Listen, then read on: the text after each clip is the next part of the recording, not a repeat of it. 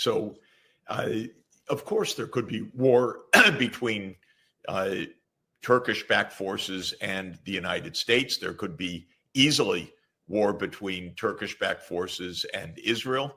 That would bring a wider war. There could be a new war with Iran. We don't have clarity on this. The Israel lobby in the United States has been so dominant and so reckless, and Netanyahu is absolutely so profoundly irresponsible, and his government is perhaps even worse than Netanyahu, though that's a little hard to say. But this is a completely extremist government that is absolutely aiming for a wider war. Everything is possible right now in the Middle East. Israel wants wider war. It wants to pull Trump into a wider war. There will be people in his government that want a wider war. There will be people that oppose it. And Netanyahu definitely is angling for a wider war. So, unfortunately, in our world, the decisions of a few people shape the fates of tens or hundreds of millions of people, or even billions of people. And that's the situation that we're in right now. Nobody gets to vote on this. This is a decision of a few people, and they do not behave well very often. Obvious. We are one vote away from a solution that would bring peace to the Middle East.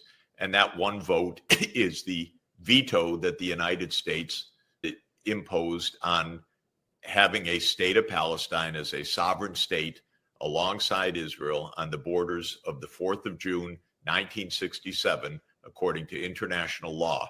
The United States has vetoed this on behalf of Israel. This, to my mind, is the root of the conflicts throughout the region. The Netanyahu doctrine is there will never be a Palestinian state.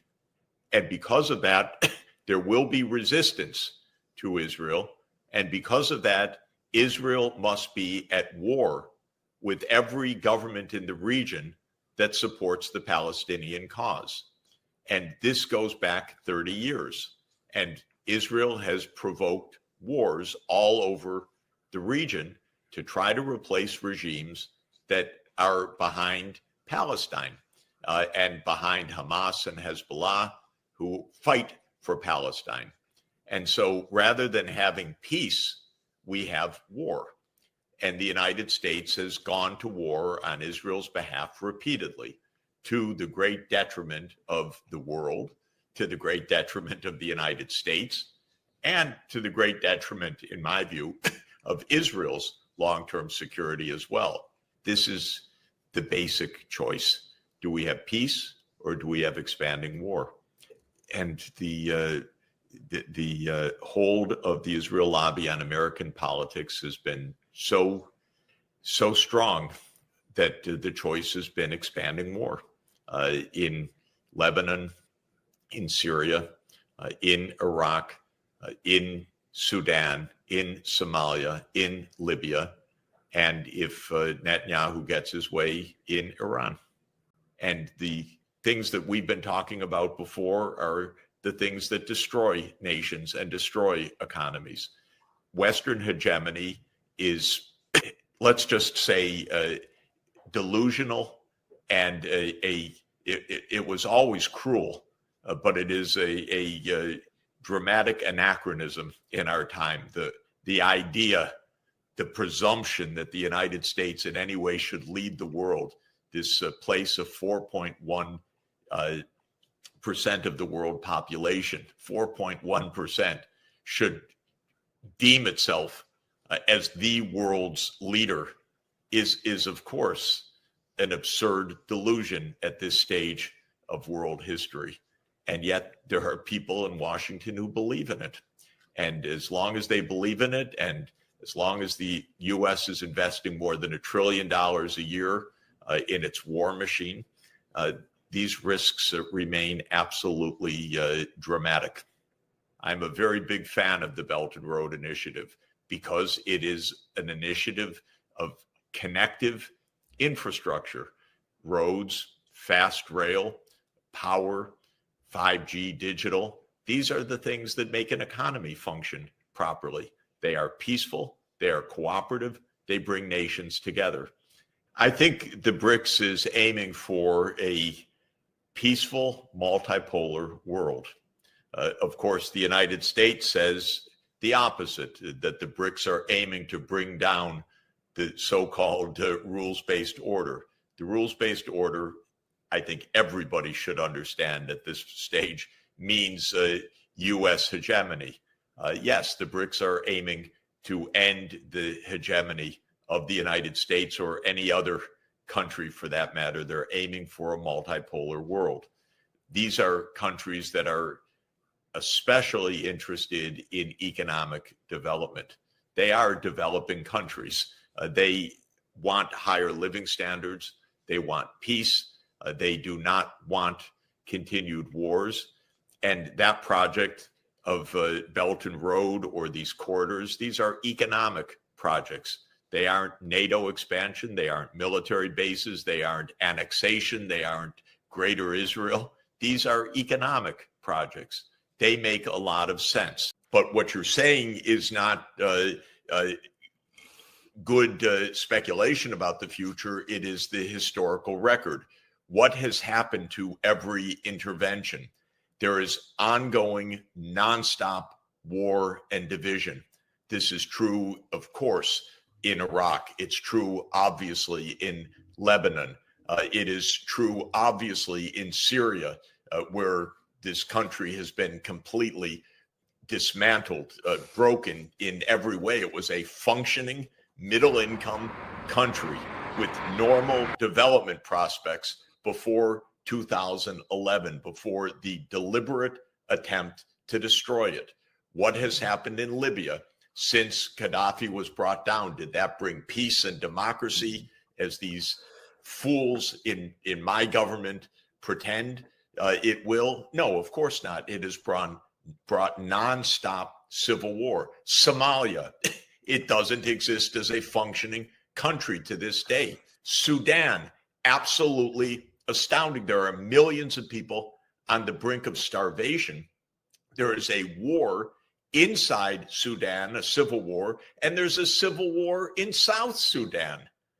In other words, what has happened from this 7 wars in 5 years strategy of Netanyahu and the Israel lobby? Yes, they've remade the Middle East into a catastrophe, into an ongoing, fulminant war zone. And Netanyahu's most fervent hope till this day is war with Iran. And of course, the other, it's not an irony, it's the tragedy of all of this. Iran has been indicating, I can't wait to see it go, for 2 years, peace offerings, saying we want to negotiate, we want to find a diplomatic resolution. I spoke with another intermediary yesterday who asked not to be identified, who was involved in high-level discussions where Iran was trying to reach out to find a diplomatic approach. We have a remarkable statement by General Wesley Clark that is very well known, that after the 9/11 attack, Wesley Clark visited the Pentagon and he was shown a piece of paper that said 7 countries would be overthrown in 5 years.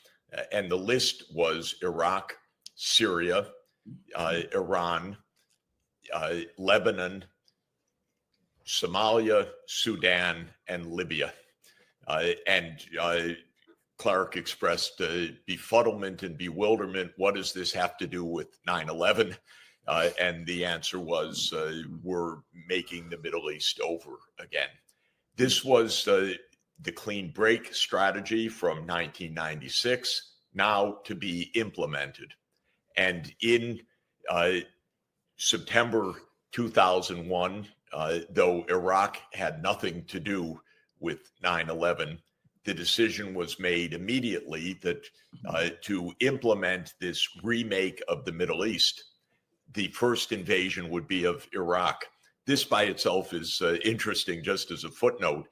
The reason that they chose Iraq first was not because of Saddam or weapons of mass destruction, which they knew did not exist, but rather there was a legal fiction that they could use, a 1998 Iraq Liberation Act, which had been passed by Congress and signed by President Clinton, that made it the law of the land that Saddam Hussein should be removed from power. Now, let me state at the outset, I think Netanyahu is a madman. I think what Israel has done is destructive beyond belief. But the point is that there has been a plan. The plan has been to remake the Middle East in Israel's image, if you will.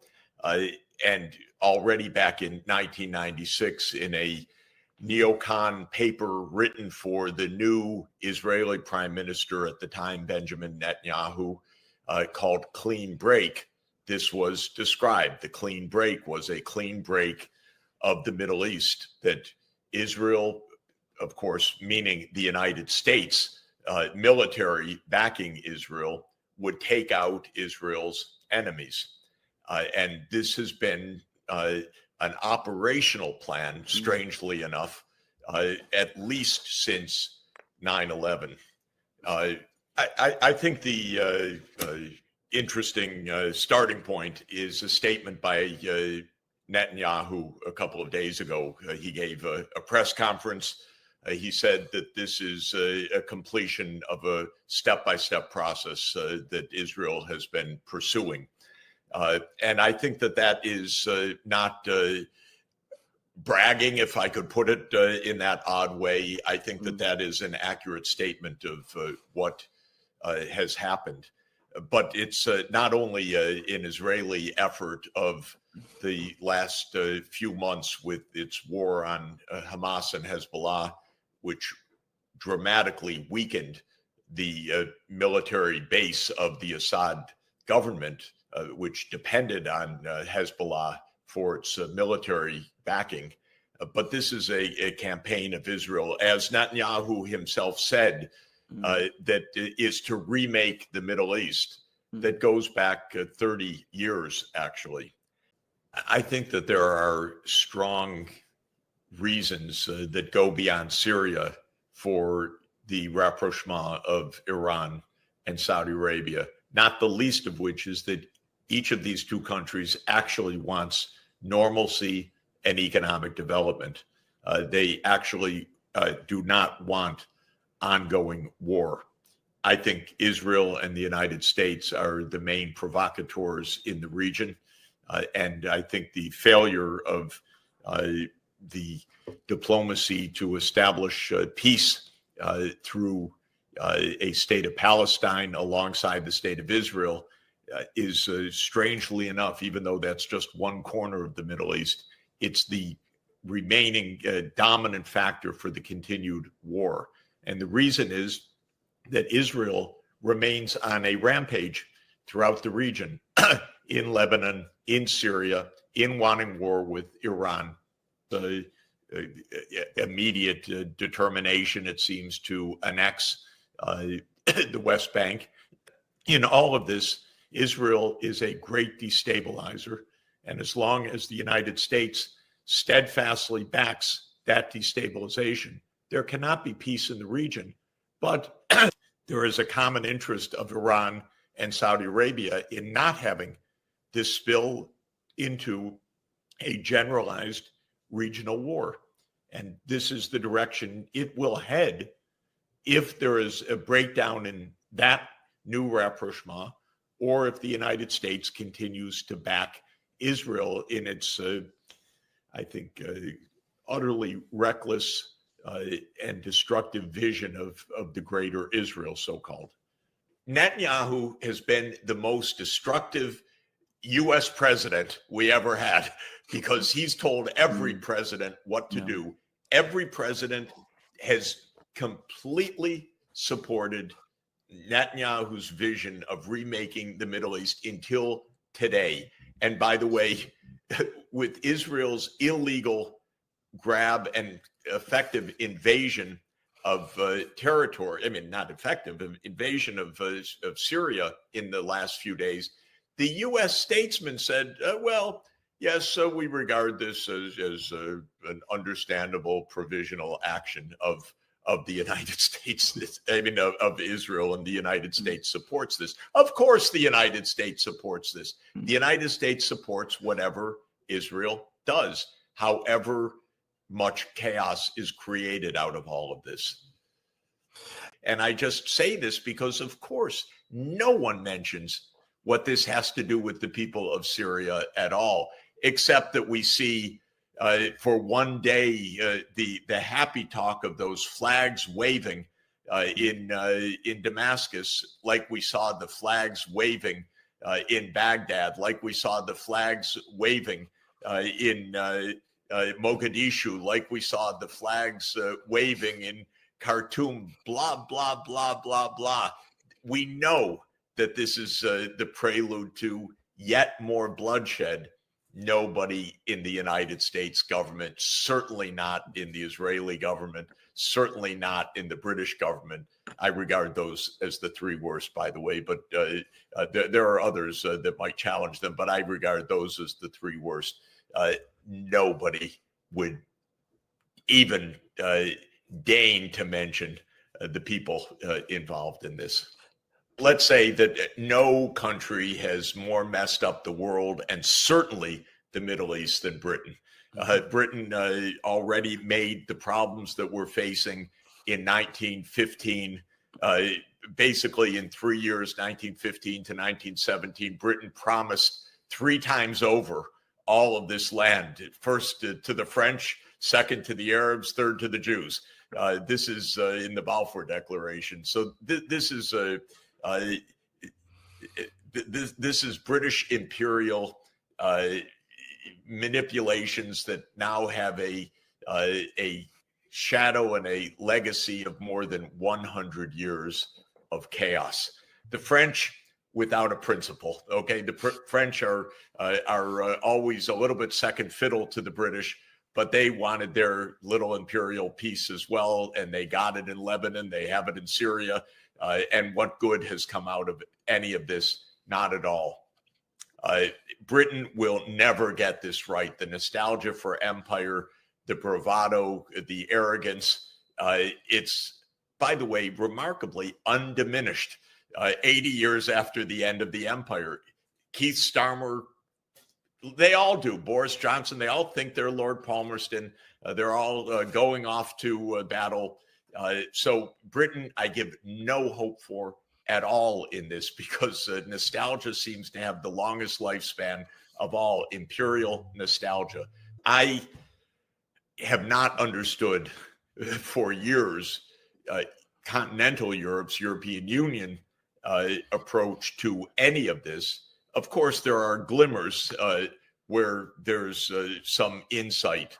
The Spanish government has been very good on Palestine. The Irish, absolutely wonderful. They have their own colonial experience.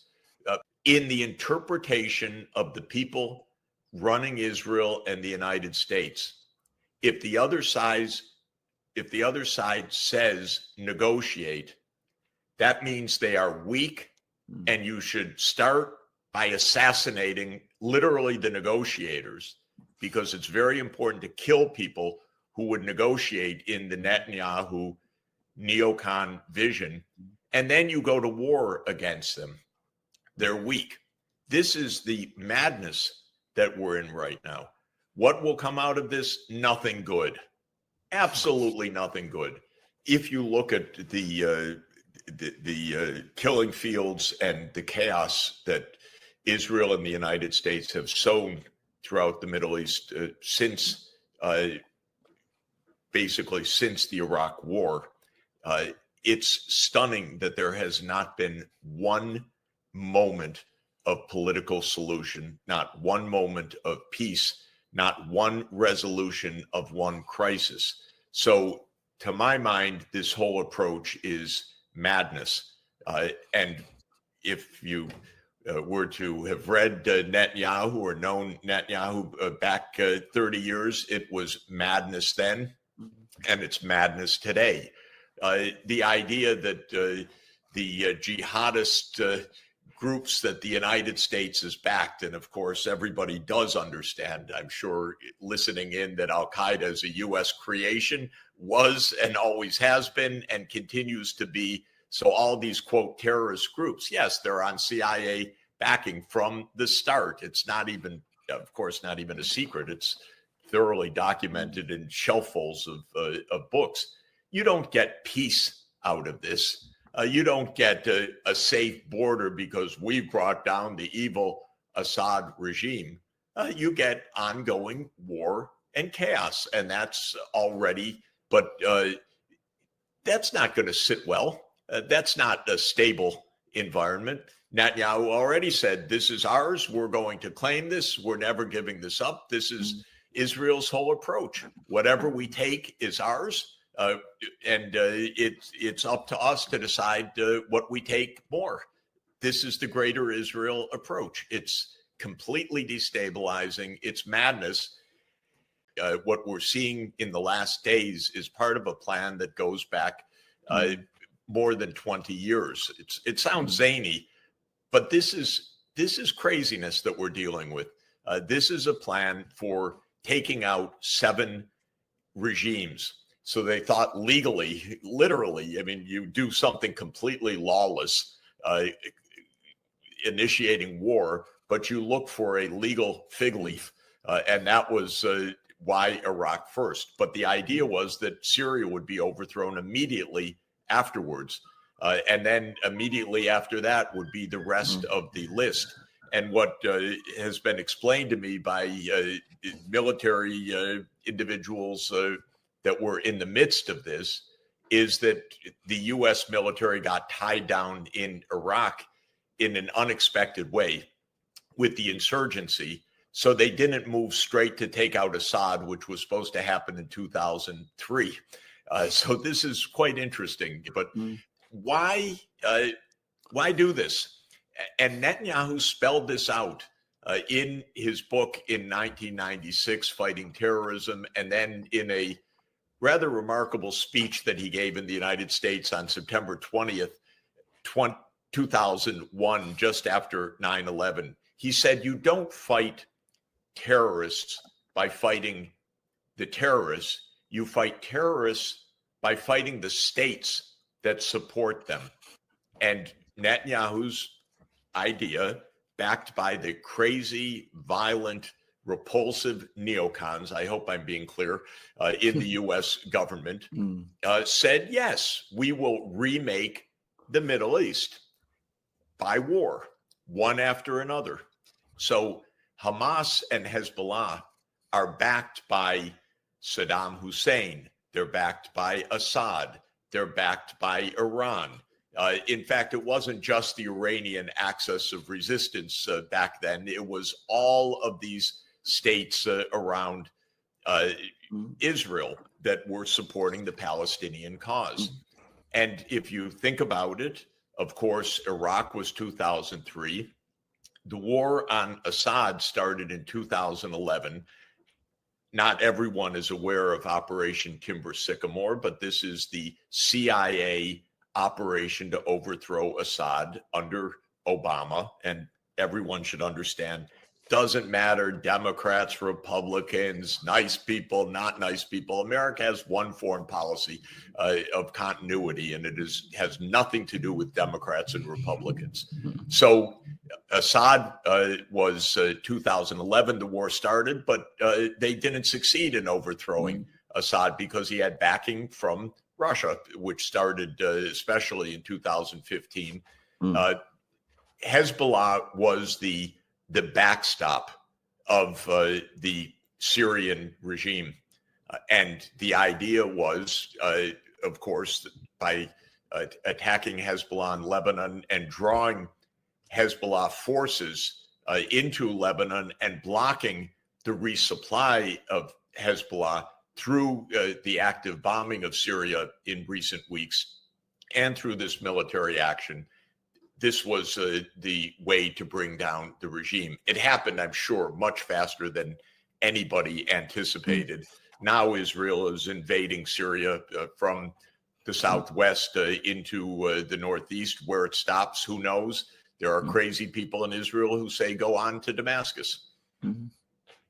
Then if you go down the rest of the list, Somalia, well, that was attacked by U.S. proxy by Ethiopia in 2006. Sudan, the United States broke Sudan into pieces, it literally dividing it into Sudan and South Sudan, with the clever ploy of the United States to put all the oil reserves in South Sudan, not in North Sudan, which is now bankrupt and in starvation and in civil war. Libya in 2011.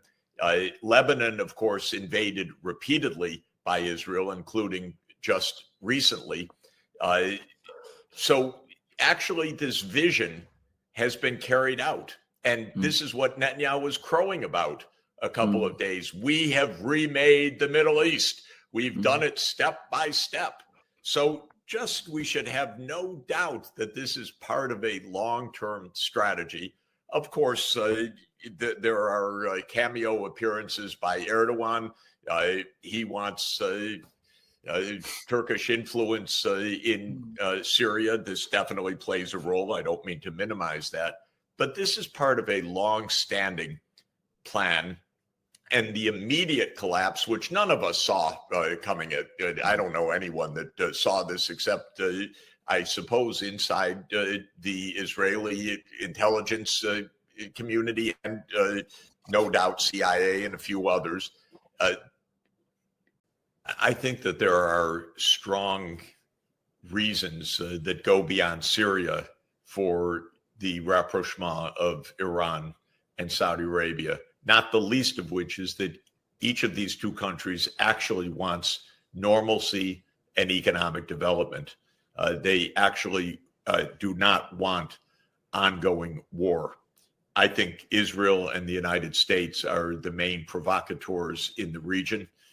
And I think the failure of the diplomacy to establish peace through a state of Palestine alongside the state of Israel is strangely enough, even though that's just one corner of the Middle East, it's the remaining dominant factor for the continued war.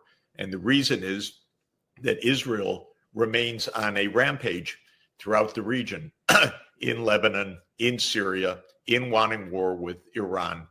The immediate determination, it seems, to annex the West Bank. In all of this, Israel is a great destabilizer. And as long as the United States steadfastly backs that destabilization, there cannot be peace in the region. But there is a common interest of Iran and Saudi Arabia in not having this spill into a generalized regional war. And this is the direction it will head if there is a breakdown in that new rapprochement, or if the United States continues to back Israel in its, I think, utterly reckless and destructive vision of the greater Israel, so-called.